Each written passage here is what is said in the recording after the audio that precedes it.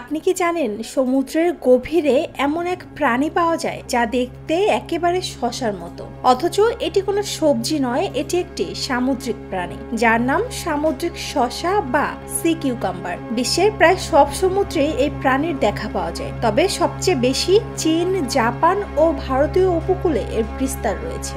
আকৃতিতে অনেকটা শসা বা টিউবের মতো, শরীর নরম তুলতুলে, দেহের গঠন গোলাকার, চ্যাপ্টা বা লম্বাটে হতে পারে। দৈর্ঘ্য হয়ে থাকে 4 ইঞ্চি থেকে 10 ফুট পর্যন্ত, আর আয়ুষ্কাল 5 থেকে 10 বছর। এরা সাধারণত সমুদ্রের গভীরে বালির নিচে বাস করে। এদের প্রধান খাদ্য বালি, শৈবাল বা ছোট সামুদ্রিক জীব। এদের আছে 1250টিরও বেশি প্রজাতি।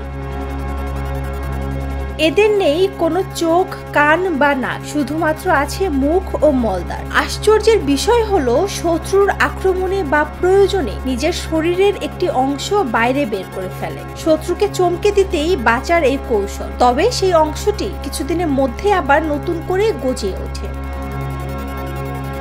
সামুদ্রিক প্রজাতির এই শসা কেজি প্রতি দাম উঠতে পারে লাখ টাকা পর্যন্ত।